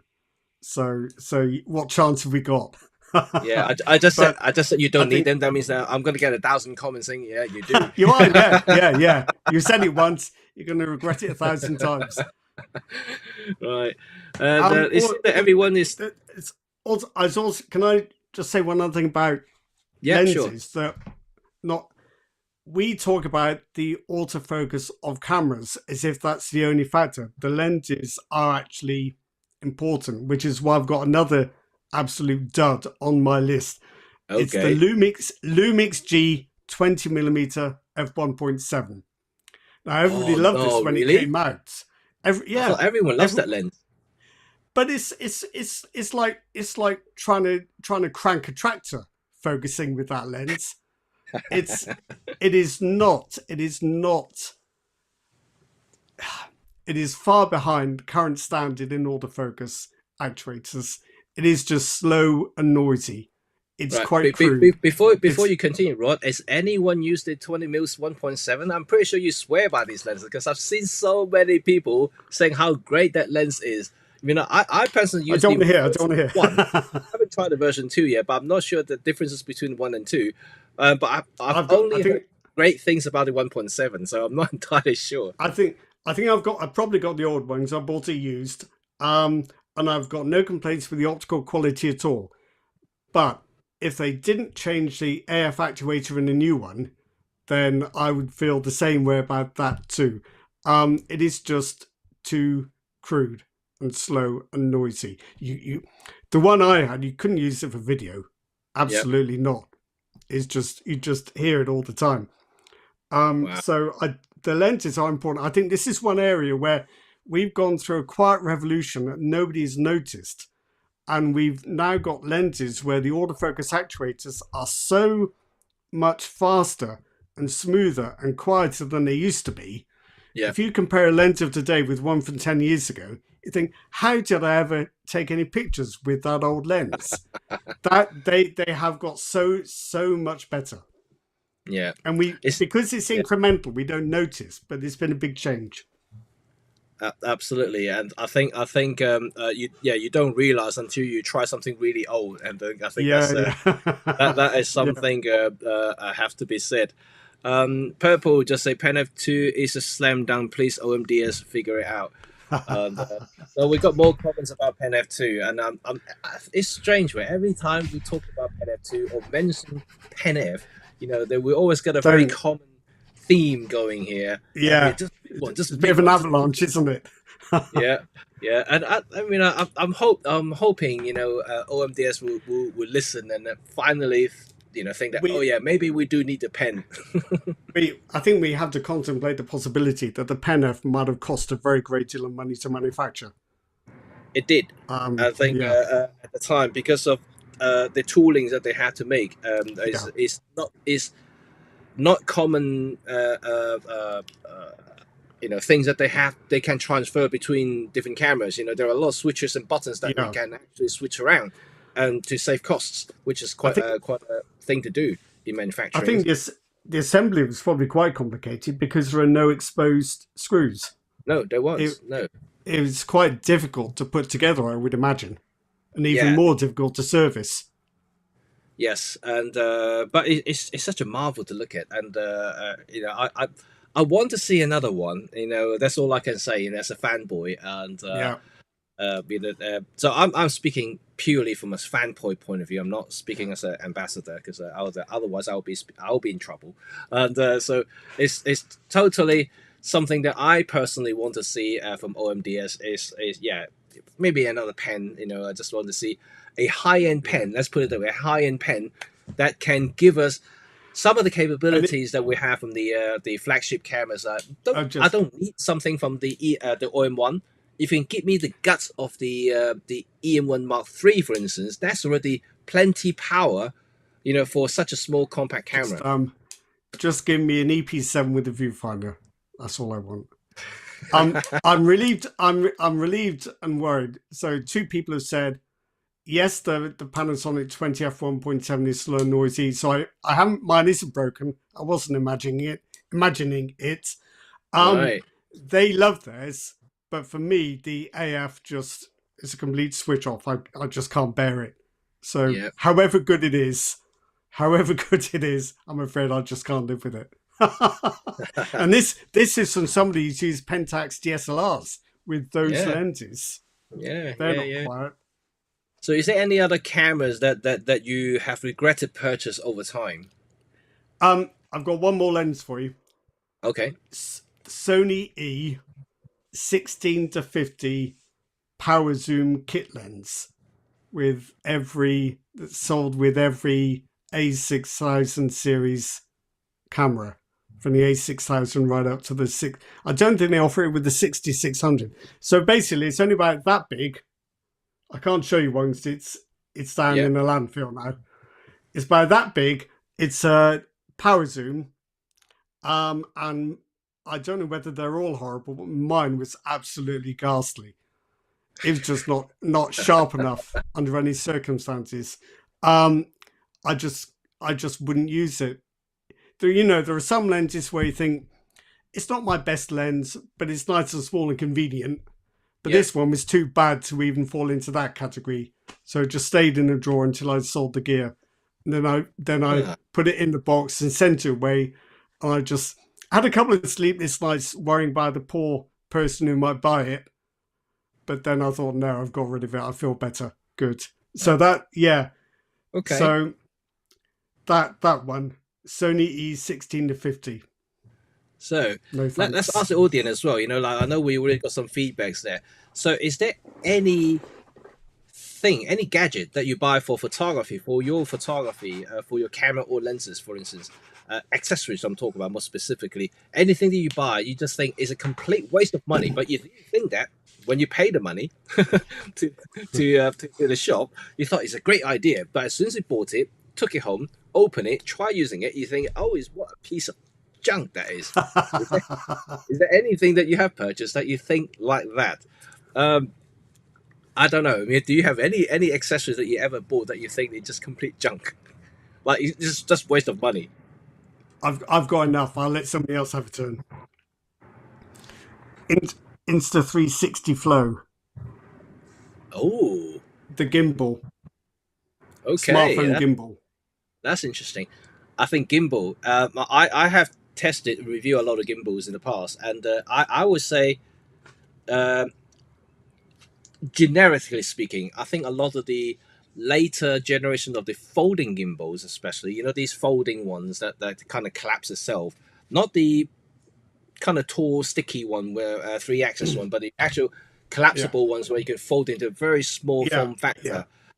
I hate literally all of them, and it really is. I mean, to be honest, I was given to review, but if I had to buy them, I would chuck it straight away or just return them. And then they were bad. Well, the advantage of the folding ones is they take up less room in the bin, I guess. They were horrible. I don't know who thought about those gimbals when they designed them, because there's so much compromise when they have to make it foldable. This is something that I just don't understand. If you make something worse, why do it? I don't mind the size if it works. I think I told you about this Insta360 design abomination, for want of a better word.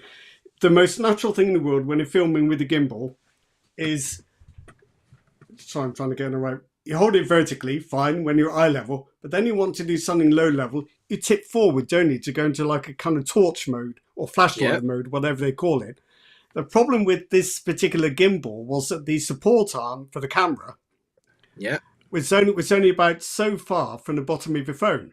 So as soon as you've got about more than about 10 degrees from the vertical, tipping it forward, it would stop because the camera, the phone, came up against the gimbal arm, and it became useless. And the worst thing is that it's not something you could think your way around and plan not to do. It just forced you. You could only use your gimbal like this, and that is not how people use a gimbal, especially novices. Novices are just going to wave it around all over the place, aren't they? And they just couldn't do it. It's ridiculous. Well, it's based that. I mean, I think the folding gimbal is exactly having these silly problems. Like because of the angle for the tilt is so limited because of the folding design. It literally just basically means that you have to hold it straight. But it's no one who's going to hold the gimbal straight up like this. It's not to film. It's not a natural way to use a gimbal. Yep. Even if you know what you're doing and what you can and can't do, it's not how you use a gimbal. So no, exactly. That's just ridiculous. John Yutzi just say the monopods. I have 2, never use, and unless I need a walking stick, okay for that. Oh God, how many have I got? 5. I've had for various times for various reviews. Yeah, I agree, and also monopods that don't come with the tilt head, because if you just so there are differing opinions about this. I had a colleague on Digital Camera World who thought I was being an absolute wuss because you just put your camera on a monopod and you just have to tilt the monopod to tilt the camera. But I think at the very least you need some kind of tilt, because if you're trying to do a kind of macro nature close up, which is kind of time you like a monopod, you're going to be leaning forward your monopod. You need a bit of tilt on the camera, just to be able to keep the camera level. But so I think monopods are a great idea, but I never use mine. And if I do, I always need to have some kind of a head on them for moving the camera. But I've seen people use monopods for panning, and I've never made that work because there's too much sway in the monopod. It stops you getting the worst of the jitters when you try and pan, but it's not a proper way to pan at all. No, and I mean I have a fair few monopods myself, but for filming they're quite handy, and because may not be for photography, but definitely for filming they're relatively handy. Only because you got a pivot foot, so it's easier to move around without initiating any sort of vertical movements. So that's quite good, and that's why a lot of videographers tend to use it, especially when you rig your camera up with external monitors, so it can get a bit weighty. So having a monopod can really help extend the durability of your body, because otherwise you're going to be exhausted. taking a lot of the weight, aren't you? That is one of the key things about monopods. Not necessarily Yes. the extra stability, but they're taking weight. I mean, if you're standing at the crowd at Brands Hatch, for example, filming a race, you're there all day. Yeah. You cannot hold your 150 to 400 or 150 to 100 Yeah. 400, wasn't it? And the other one's Yeah. 150 to 600. You can't hold those lenses all day. No. Even if you just put them down, something happens, the lens is back up. Yeah. Your arms are going to be burning before you've even got to dinner time. No, so that's where monopod is unless so you're useful. a bodybuilder with a big bicep, then that may not be a problem for you. I did see a comment earlier saying someone talked about tripod. Like they regret. I think someone did it. I can't remember now. I'm trying to find a comment. So he regretted buying a tripod. I don't know. I mean, a tripod is very useful. I mean, every photographer should at least have one tripod, and a good one, so you can do something that you can't simply do even with modern day IBIS technologies. There's something you still need a tripod. There's a couple of other things with tripods as well that aren't so obvious, and that is that when you're playing a computer game, you get save points, don't you?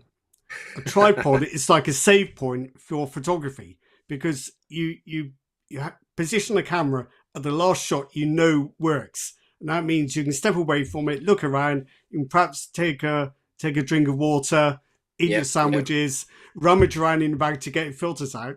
And that's the other thing, when your camera's on the tripod, you've got both hands free. Now, I've spent long enough trying to manage filter systems and grads and polarizers with the camera in one hand and sorting out filters with the other. It's not fun.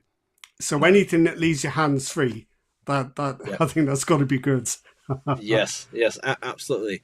And another comment that I found earlier was this is generic, but not specific about Peak Design. I think that Raphael is saying about that, these Peak Design bags are too expensive. But if you look at a lot of the good made bags, any bags, they are all relatively expensive. What do you think of expensive bags, Rod? And do they really worth that money?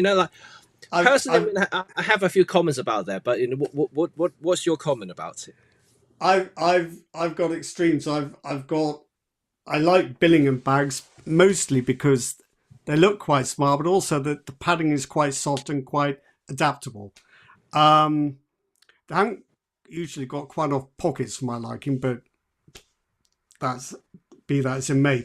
But at the other extreme, I've got a Lower Pro shoulder bag, which is quite flimsily made and came free with a magazine subscription, which is possibly my most useful day bag, because even though it's not particularly well made, it's very comfortable where it goes around my shoulder. I can put a couple of cameras in, I can put sandwiches in, bottle of water, an umbrella, maps, whatever.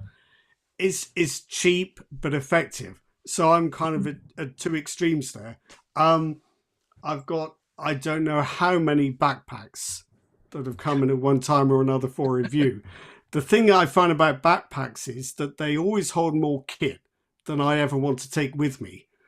And so I know you can get split backpacks where you've got a top compartment for your coat, your jumper, your food and what have you, and a bottom compartment for your camera gear. I always find with those split bags with where your gear's in the bottom compartment are quite awkward to use, because you unzip the bottom and it's like they fall open and all this stuff goes everywhere, or it's just too much of a fiddle to get it out. I'm not a big fan of backpacks. I've not found one that I feel I don't have any trouble finding one that's comfortable, but it's the access that I find annoying. Yeah, I mean, and I haven't got enough gear to fill. No, that's the compromise between shoulder bags and backpack. I mean, I made a video talking about either options before. I think backpack primarily is for you to transport gear from point A to point B.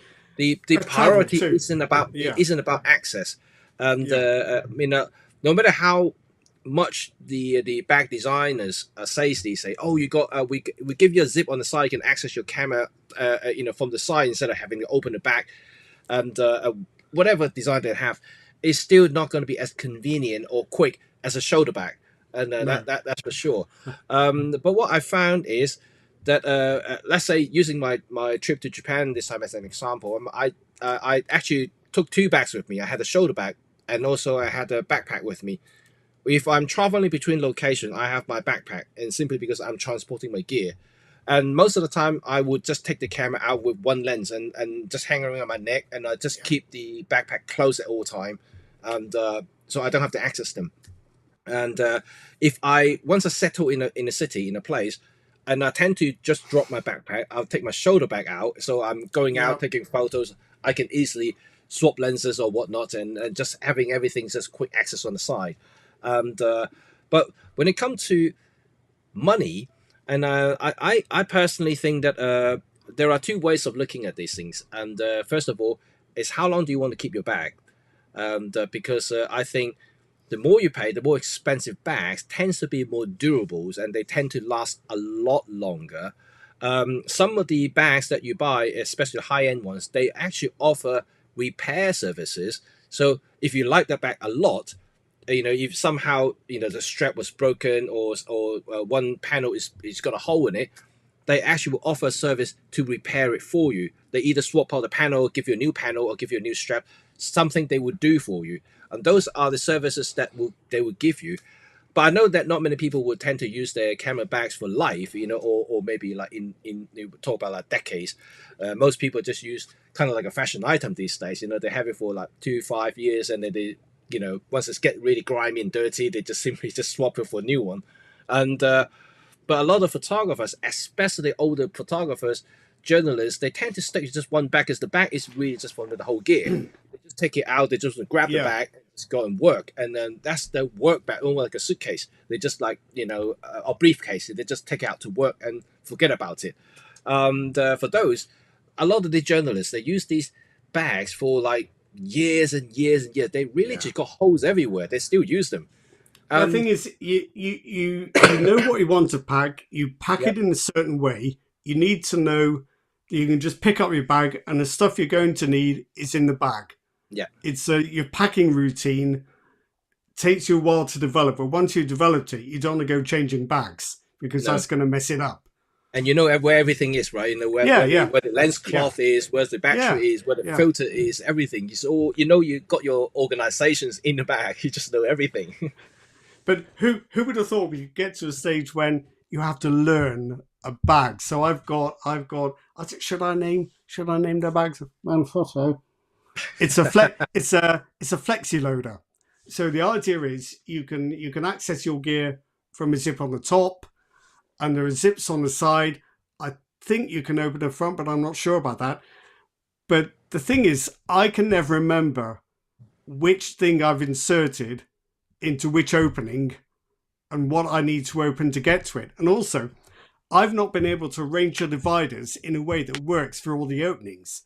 And so on paper, it looks like, this is an extremely clever and flexible system. But when you actually come to use it, you think, could I not just have bought a bag, just an ordinary bag and use that? And I think bags are like tripods. You need something that doesn't require any brain power at all. They're not there. They shouldn't be confusing you or making things complicated. They should just be completely transparent. Yeah. This bag has got your stuff in and you know where it is. This tripod, you just do that with the legs and then pop the camera on top. You don't need to remember anything else.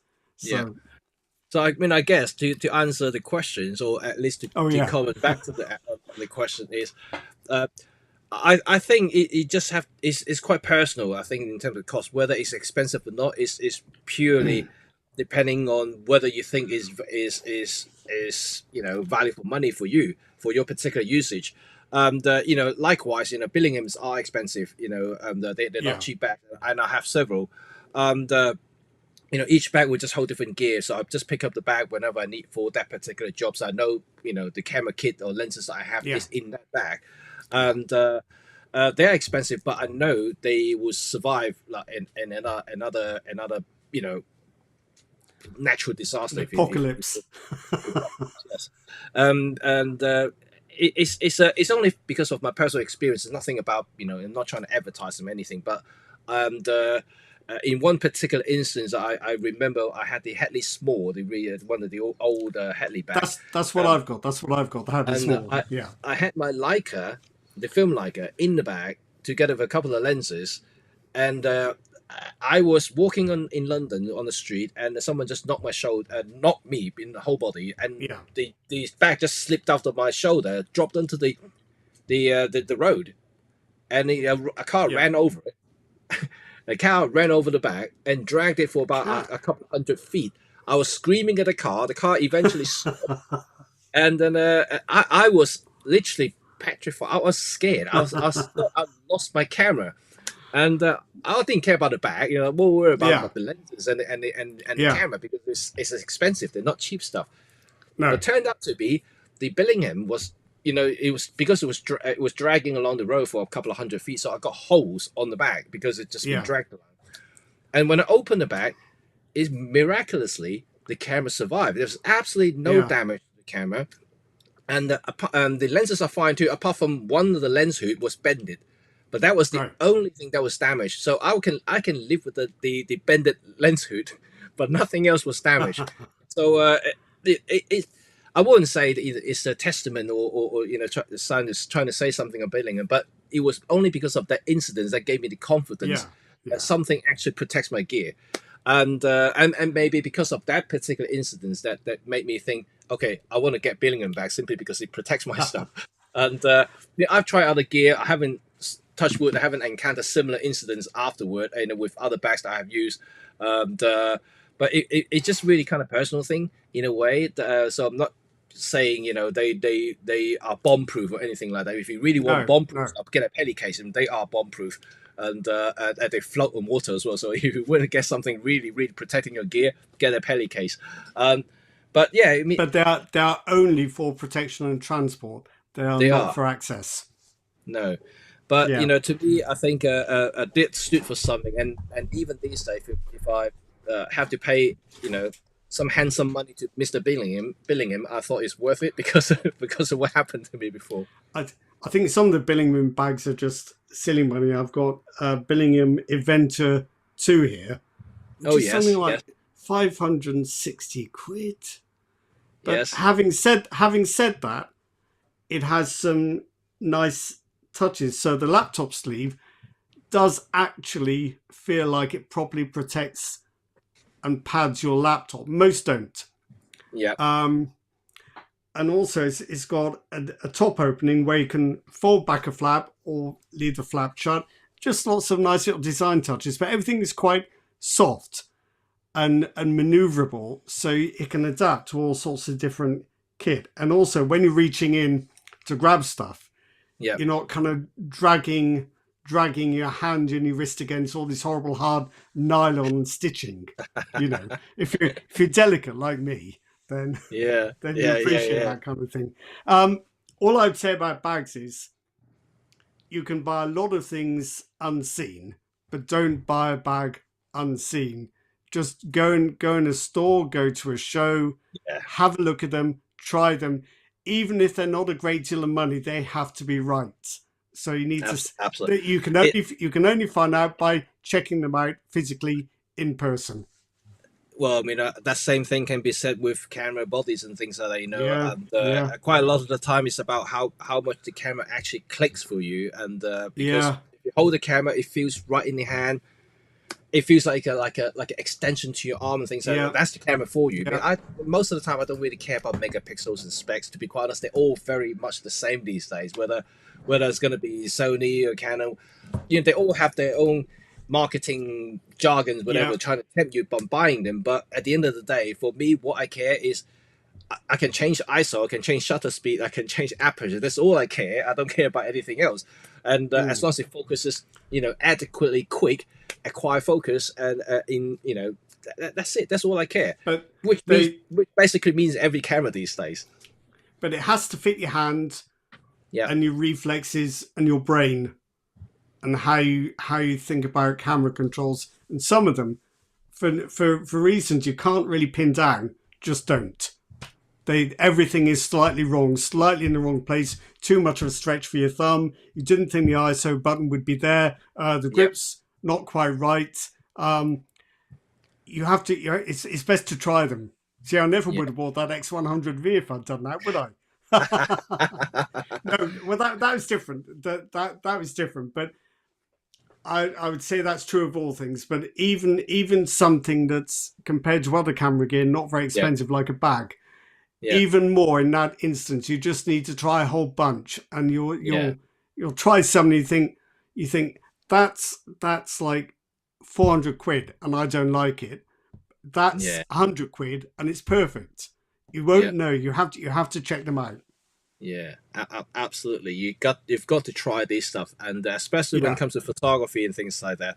And it's got to feel right when you're holding your hands. And like I said, all cameras roughly the same anyway. I mean, I that's why I never hold grudge on any other brands, because why? Because they're all cameras. They're all just trying to compete, so like they're all doing the same thing. Is eventually, I mean, any photographer, any proficient, talented photographer can use any camera to shoot the same thing, and with great results. So it's no difference whatsoever.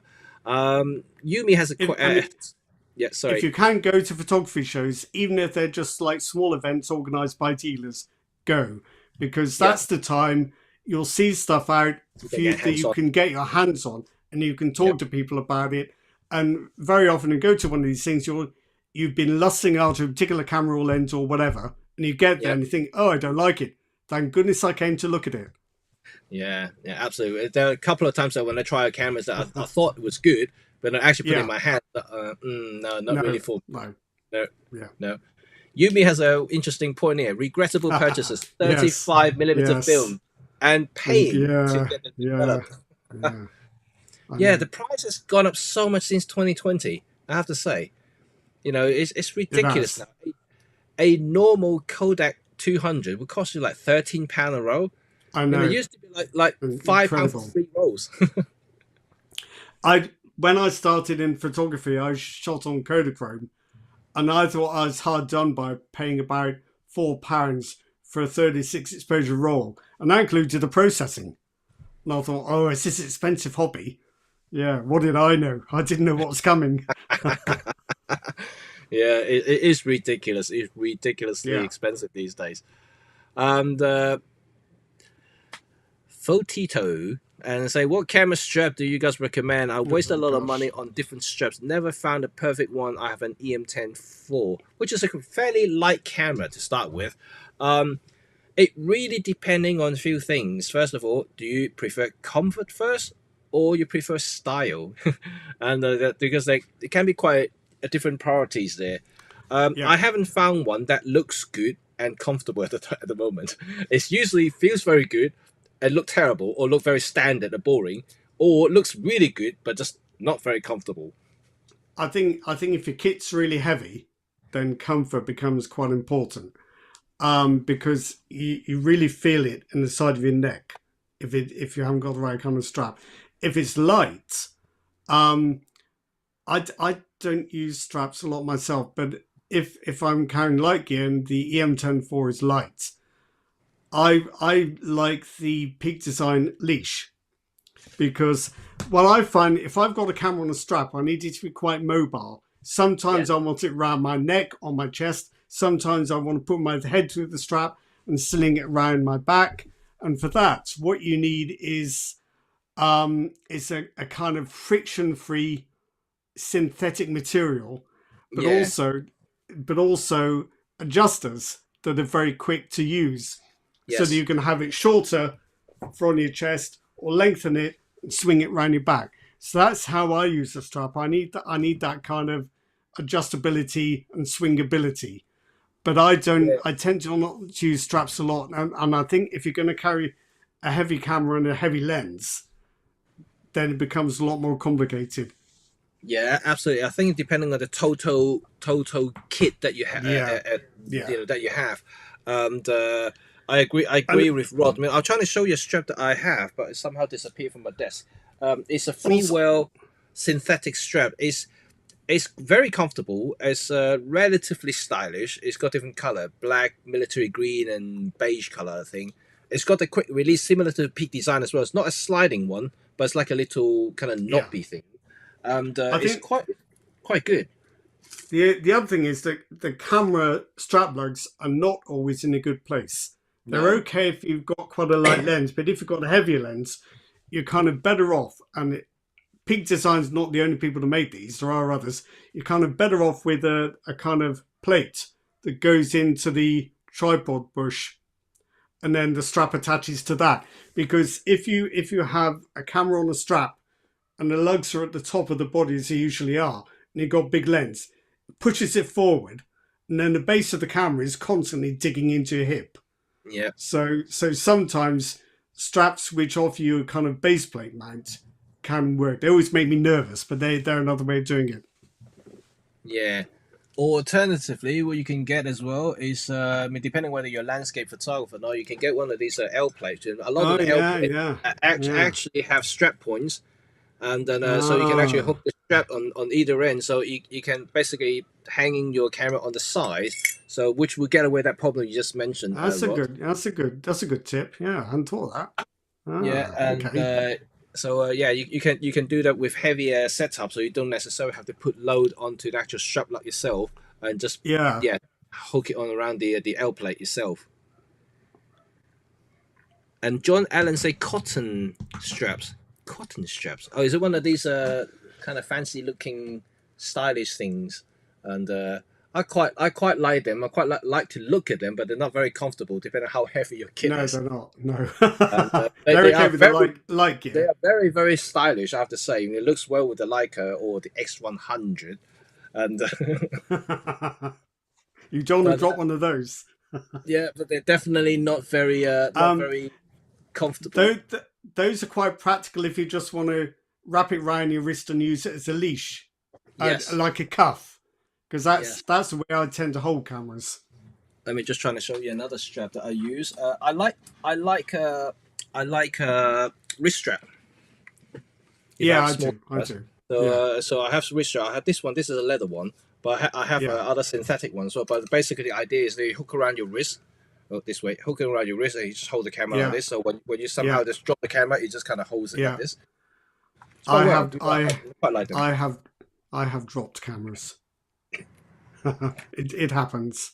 Yes. Just struck it on. Olympus E410. Dropped that. It survived, but it's a bit creaky. Canon. It's a 5D Mark 1, I think. Dropped it onto a tiled floor, and it was all right, but the battery door was definitely a little bit looser after that. But I should use straps more often, because I tend to hold cameras in my hand. Sometimes things happen, and it's not good. I always use a strap simply because when I work, I change lenses a lot, so I want to free my hands, or I just you can just leave it hanging. I don't mind doing that with Olympus and OM cameras, because the supersonic wave filter does a very good job with dust. I also shoot with Sony, which does have dust removal, but I'm not sure it does it automatically on startup and shutdown. And all my Sony cameras I've used have been very, very, very, very prone to sensor spots. You can shake the sensor manually. It's a pretty violent thing. Make sure you're holding on tight, because it's not a subtle thing. That's interesting to know. But I do not particularly like changing lenses on Sony cameras, because I always think I'm going to have a great gob of something all over the sensor now, aren't I? So it doesn't worry me on MFT. Doesn't seem to be a problem. Noticed it on Panasonic or Nikon for that matter. Just Sony. I can definitely echo the experience, because even my Nikon ZF has dust spots now, because that's it. Yeah, I cleaned it a few times, which removed them. I have to manually blow them, not even shaking it. I don't think the sensor's doing a well enough job to shake up the dust. No. You do get sticky stuff in the atmosphere that even sensor shake systems won't shift. But my own cameras have never but been somehow, yeah, prone to exactly. that. But somehow my OM system camera, none of my OM system camera has any dust spot whatsoever. No. You know, they seem No. to be clean, and the supersonic filter, whatever system they have, is definitely working. It's magic. And if you have got a camera prone to that, when it really hurts you is if you have a really wide lens on at a small aperture, because the depth of field, the depth of focus, it's different depth of field. Depth of field is in front of the lens.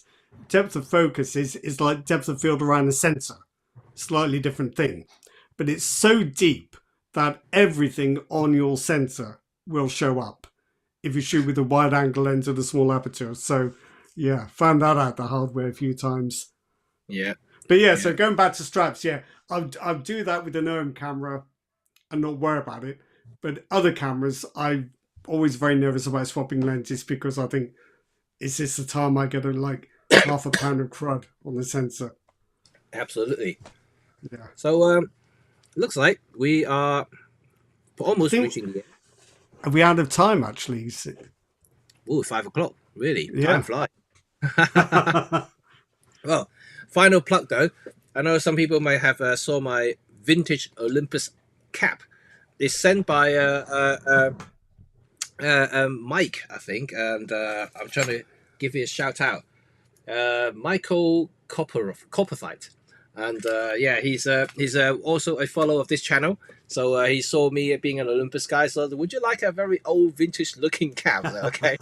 So he sent it to me all the way from the US. So thank you very much for that. And I'll definitely feature this a few more times on the videos.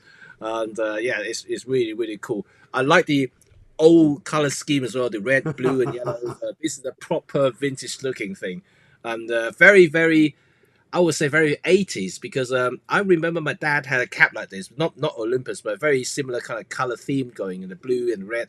And yeah, it's really cool. I really dig this. So thanks a lot for sending the cap over to me, because my old Olympus cap is gone completely faded now, so it looks horrible. So I don't think I'll wear that again. So this coming just in the right time. So I guess we're gonna conclude today's chat, and I hope that it's fun for you guys. Talk about regrettable purchases. I'm pretty sure you have a lot more, because seeing that you guys are relatively quiet, and I mean, it's still quite a good engagement there. If you do think about something that you absolutely regret it after you purchase them, whether it's going to be a camera, a lens, accessory, anything to do with your photography journey, please do leave a note in the comment section below after the live chat is finished. You know, we're quite happy to look at them, and maybe it will become a conversation for next week or in the future. You never know. So we would like to hear from you. Once again, I have to apologize for my audio. It's been driving me absolute nuts in the last couple of weeks, and I still haven't been able to resolve it. So I just have to maybe take apart my complete studio audio setup here and rebuild them and see that that will fix it. But that is a lot of work, so I just have to see if I have the time to do that. But in the meantime, I have a couple of solutions in mind. Hopefully that they will work, and if they do, that means I could completely bypass my current system and use it the other way. Hopefully that will solve the problem temporarily until I figure something out. So thanks a lot, Rod, for today's chat as well. And it's obviously very cool to hear his complaint about some of the stuff that he had before. It's always fun complaining. It's always fun to hear another photographer's complain, right? You know, it's so fun to hear complaints. And we live in a world we love complaints.